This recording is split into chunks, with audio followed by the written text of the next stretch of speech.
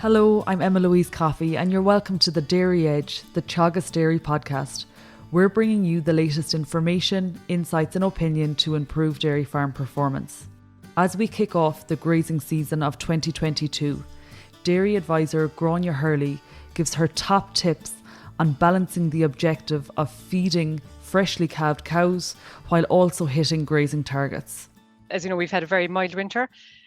So we had good growth rates over the winter. So I'm dealing with the Dairy Gold Teagasc monitor farmers and signpost farmers, and I'm also facilitating a number of groups down around the Macroom area.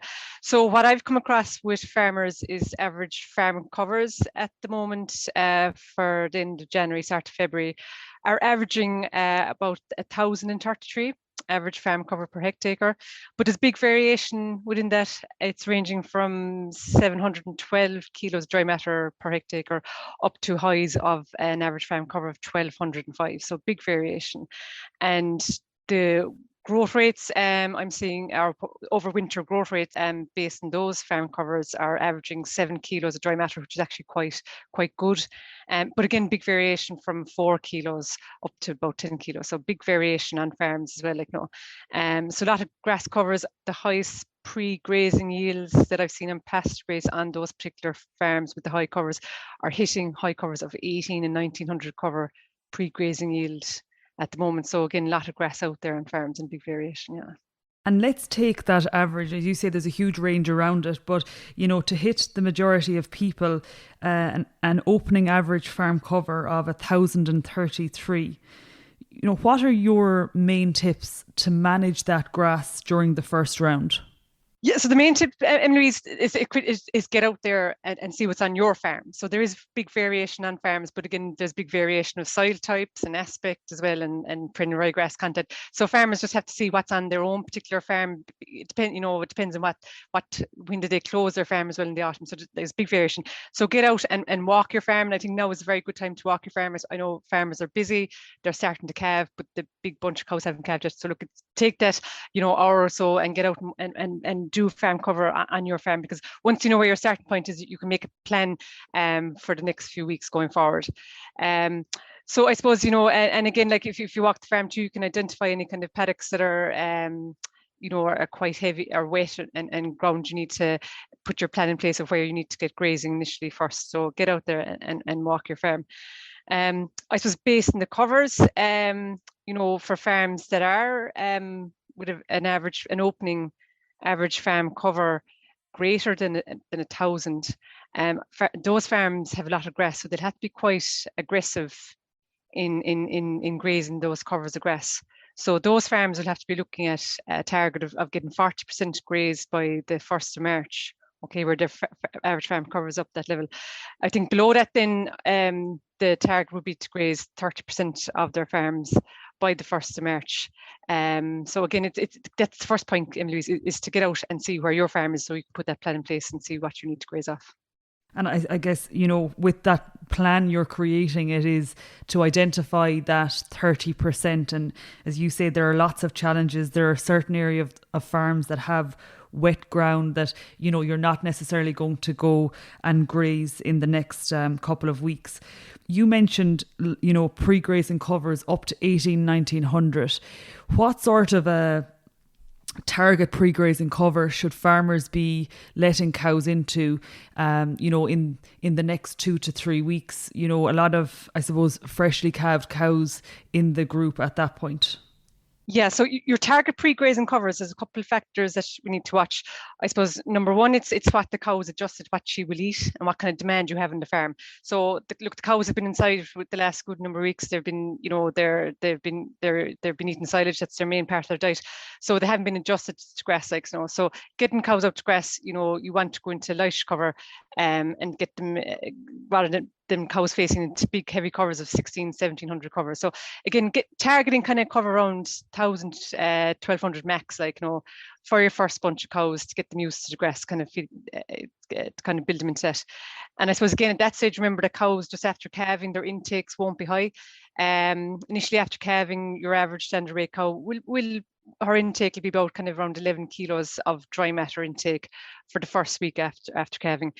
And that will increase then about between half kilo and a kilo per week after calving. So it'll take them, maybe up to 6 weeks or 7 weeks to hit their full intake of grass. So again, you're not going to have that big demand of grass initially after calving. So you don't want to be hitting into very heavy covers. And the other issue to watch, I suppose, in terms of what covers you need to target as well initially is that, as I mentioned, you need to get 40% of your farm grazed by the 1st of March if you've a heavy average farm cover, or 30% if your average farm cover is less than 1,000. So to be able to graze that much ground for the month of February, you need to be getting through ground quite aggressively or quite fast, So again, by grazing those lighter covers, which suits the cows as well initially after calving, but by grazing those lighter covers, you're going to get through that ground faster than if you were targeting your very heavy covers, 1800s. And I suppose the time to target those very heavy covers would be when you're heading to March, then you have a lot of cows calved, they're adjusted to grazing, and you have the big demand, so you can get through those heavy covers a bit faster. So initially target your kind of 1,000, 1,200 max with the herd first when you start grazing. And looking, Grainne, to the point that you make, when a cow calves first, there is a restriction in terms of her intake, and it is rising steadily over 6 or 7 weeks. But that 11 kilos of dry matter, what is the maximum you would push concentrate levels to for a cow that has just calved? Yeah, so again, I suppose we have to be very careful in terms of once she's calved first, that we don't run into trouble, So look at, I suppose initially once she's calved, you probably be looking at probably 3 to 4 kilos of grass be max, initially once she's at calving. But I think, what's critical is that, we try and get as much grass into the cow after she's calving. So look at, I suppose most guys would probably leave them inside once they calved. They'd probably leave, they might let them out to grass after 3 to 4 days after calving.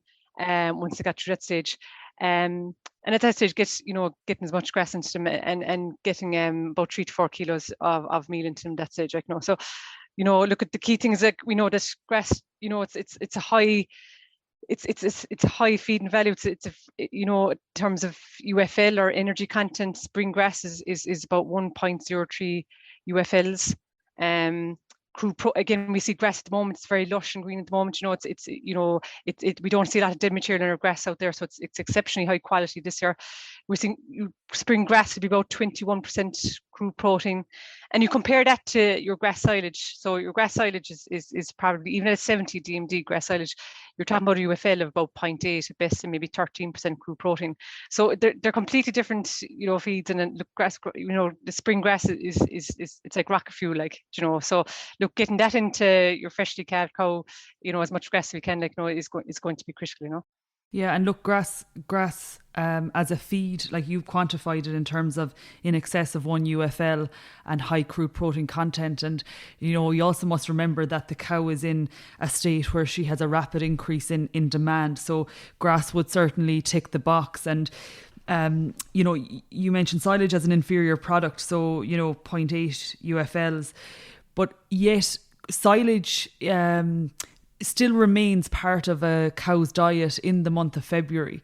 So let's talk about that in terms of, there are farms where they will invariably be feeding silage. So how do you manage that not to impact on the, I suppose, grazability and the nature of grazing for the cow in early lactation? Yeah, definitely. Look, we can't get super weather all the time, so invariably we're going to have some silage in the diet for sure, freshly calved cow. So look at, I suppose, and I suppose this, the key thing is to get the cow fully fed. And then we're looking at is getting much grass and getting much ground graze as possible, so to get the grass coming back from the second rotation, but to get the cow fully fed. So the key thing, I suppose, is that where cows are, where you're getting as much grass into the diet as possible, is that if there is some grass silage going to the diet, it's not that you're only keeping to a minimum of 2-3 kilos. So if cows are going out by day, or you're trying to get them up by night as well, I try and keep that only silage is available till about that they've eaten at about 2 or 3 o'clock in the morning, that they've gotten through most of the silage. Because look, silage, yes, it will fill a gap, and we'd like to keep it as small or keep it out of diet, but invariably, like you say, it will come into diet for some bit. But it is silage, it's high fiber. it's quite high filling. It's lower UFL content, lower crude protein. So try and keep it minimum. So like if it is going to diet, again, keep it low levels and make sure that when the cows go out to grass, the next morning that silage has been out, that they've had no extra silage maybe for a couple hours before they go out. And like, you know, it is a component of diets. And, you know, when farmers are implementing on-off grazing, you know, the cows might be in from 8 o'clock at night maybe, and farmers are keen that they will give them something to keep them going. But I think that's a good recommendation. You have 2 to 3 kilos maximum per cow, and then, you know, it's not available to the cows from 2 or 3 o'clock in the morning. The other thing, you know, we've talked a lot about the cow and feeding the cow, Grainne, but there is also a focus on hitting grazing residuals. And, you know, when we talk about a grazing residual across the year of 4 centimetres, often you talk about nailing residuals of maybe even tighter at 3.5 centimetres in the first round. Why is this important? Yeah, it's critical, and it can be hard to achieve depending on your soil type and your farms, you know, for sure. Like, no, but look, it's something that we must prioritize as well in our grazing targets.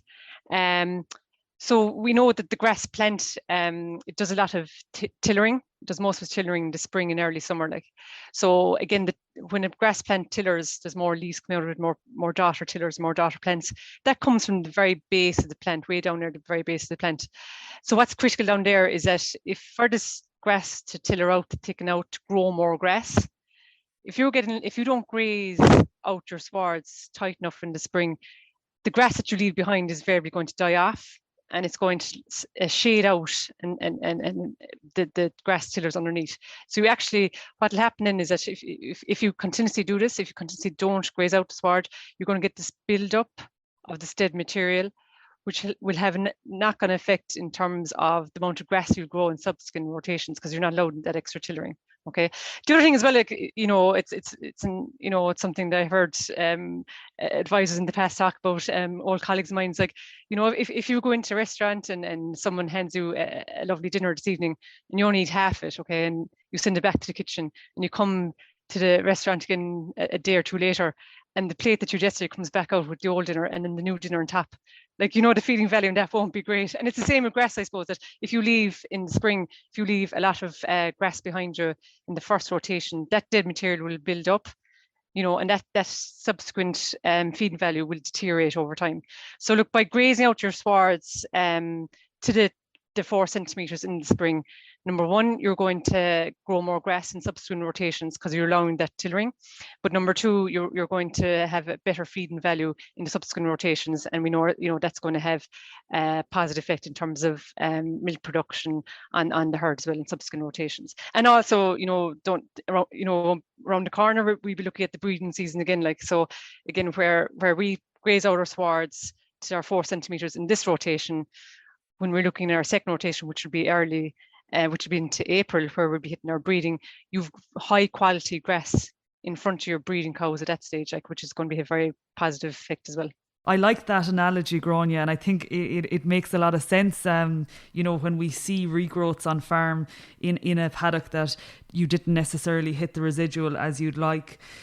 I guess one thing that you referred to early on in the conversation is when you get out and walk the farm, you will, you know, see particular areas of the farm that are wet, and, you know, that varies from farm to farm, and it might not necessarily be a big issue this year, given that things were so mild for the majority of farms. But there are, you know, wet areas on farms, and then there are also, I suppose, weather conditions that we don't know how things are going to come in February and March. Where there is heavy rainfall day to day during the spring, how do farmers make the decision, will I get out to graze today or not? So look, the first thing, again, like I said, again, is to get your farm cover done, because at least if you know what grass is out there and which paddocks have heavier grass, you can make a better plan of how to graze those paddocks off once the weather deteriorates. So I suppose how to manage if the weather is going to deteriorate. Well, the first thing I'd say is that if the weather deteriorates and, you know, it gets wet, you know, to make the decision in terms of getting cows out to grass, that decision has to be made out in the field. not inside and standing on concrete in your yard or in your house, but looking out the window at the rain. You have to make that decision out in the field, okay? So what I'm saying is this, if the weather deteriorates, get out and continue to walk all the paddocks, like, and you'll find a couple of dry spots, on the milking platform that you can get cows out to for the couple hours. So we know with the on-off grazing works, getting the cows out to grass for 3 to 4 hours and bring them off the grass once the grazing done and before they start doing too much unnecessary walking. So make that decision about getting cows out to grass out in the field. And look, you'll find 2 or 3 dry spots. And I know some guys might think, sure, look, it's only 2 or 3 dry spots. Is there any point in putting cows out to grass, bringing them back in, housing back in silage? That's missing. But look, what I'd say to that is, like, even if you find 2 or 3 dry spots on the farm today, the days are going to lengthen. We're going to get more sunlight. The ground is going to dry over time. So in 3 or 4 days' time, you might have 3 or 4 or 5 or 6 dry spots. So that will increase as well over time. So be aggressive, and make those decisions, out in the field of getting grass into cows. So, and I think, look, it is important that we be aggressive in grazing, because look, we know the way it's a costly year in terms of input costs, fertilizer prices, etc. The way energy prices are going. So the silage in your yard, the silage that you have in your pit this year is the cost of making that has been a lot cheaper than what the silage is going to be in the yard in 12 months' time. So it's going to be a benefit to reserve what's there. It's like money in the bank, leave it there, and be aggressive in your grazing and get more grass into cows. There's a lot of grass out there, like I said, which is fantastic. We've been very lucky the way the growth rates came over the winter, and with an exceptionally fantastic January. So, make use of the grasses out there, get into the cows. It's a win-win situation, and leave the silage in the yard, in the pit. It's going to be cheaper there than the stuff that's going to be there in 12 months' time, and make and be aggressive in the grazing. Keep walking the farm and see where the cows go. And look, it'll be benefit your pocket at the end of the day, for sure. And you mentioned on-off grazing, something that farmers are using more and more as a means of minimising damage to swards and soils. But for you, what are the most effective tools that farmers would use to complement on-off grazing? Yeah, so like I say, I suppose the big thing is to look at is plenty, have good infrastructure in place. So again, roadways, are just having good infrastructure, roadways, plenty access points into paddocks. So, for example, if you have 100 cows going out to grass, and the weather has deteriorated a bit, ground conditions have deteriorated a bit, but you want to get grass into cows without doing too much damage. So if you have 100 cows go out into paddock, and we'll say you've 2 grazings inside in that paddock, okay, so just say they're going to one gap. That's like 400 cows going out, like, because they go in once, they come back out. So that's like 400 cows come into one particular gap. You're going to do a lot of damage, you can imagine, that way. So it's trying to minimize the entry and exit points of cows going into any paddock. So, the key thing would be to give them their 12-hour allocation in the spring. So again, if weather deteriorates, soil conditions aren't as good as you'd like them, put up your break, 12-hour break. When the cows go in, let them go in at the top of the break. And when they're coming back out in the evening, they're coming out the corner close to the parlour. That's the way the cows will always go. And then for the next grazing that night or the following day, whatever, put up your temporary pathway up the side of the paddock. Again, the cows will follow the pathway up, and they'll go into the break at the top, and then they'll come out at a separate gap, again, near the parlour. So again, it's to use, again, plenty wires and pegs net, and get cows, use different entry and exit points to manage damage. Again, when you're marking off the areas where the cows are grazing, again, keep the areas as square as you can. So these big, long, thin, narrow breaks for cows, they do a lot of damage because they're walking up and down, getting the grass into them. So keep the areas of grazing as square as you can. And you're not funneling the cows out into a gap, So again, I suppose, there'll be some critical points, and again, when you are off grazing, I did get the cows up for the 3 to 4 hours after for grazing. And again, I suppose like that stage, like, water won't be as critical, if they're just for 3 to 4 hours, grass will probably be damp anyway, like, so again, don't be too concerned about having pathways go over to water trucks and again, doing more damage that way. Again, they're only for 3 to 4 hours, that shouldn't be as big issue, like, so again, with where the on-off grazing, I think another key point is that make sure that there is an edge on the cows to go out grazing, like, so if they're go out in the morning, like I say earlier, that the silage has been out the diet, or no silage, but that silage, if there is silage, has to go in, that's been out of the diet since about 2 or 3 o'clock in the morning, like, so there's an edge in the cows to go out, because like I said, that silage is very filling, so they're not going to do what they're not going to put their head down and graze in the paddock for those couple 3 or 4 hours. This has been hugely interesting, Grainne, in terms of your tips. I suppose the first thing that you talk about is ensuring that the cow is fully fed, and that is a key priority in the spring. And then the second thing was to get out and look at what's happening on your farm. So you might see the average farm cover for your local area, but that doesn't mean a whole pile for you. And keep walking the farm. Once you make a spring rotation plan, it is a living document, and you may have a situation where you have a lot of grass, so you can minimise supplement, and by the same token, at various points during the spring, you may be dipping in terms of grass cover and may need to add in some supplement. Thank you, Grainne. Thank you, Emma-Louise. That's it for this week's episode of The Dairy Edge, and my thanks to Grainne Hurley for joining me on this week's show. Don't forget to rate, review and subscribe to the podcast. You can listen on Apple and Google Podcasts as well as Spotify. And for more information, go to the Teagasc website at teagasc.ie. I'm Emma-Louise Coffey, and join me next time for your Dairy Edge.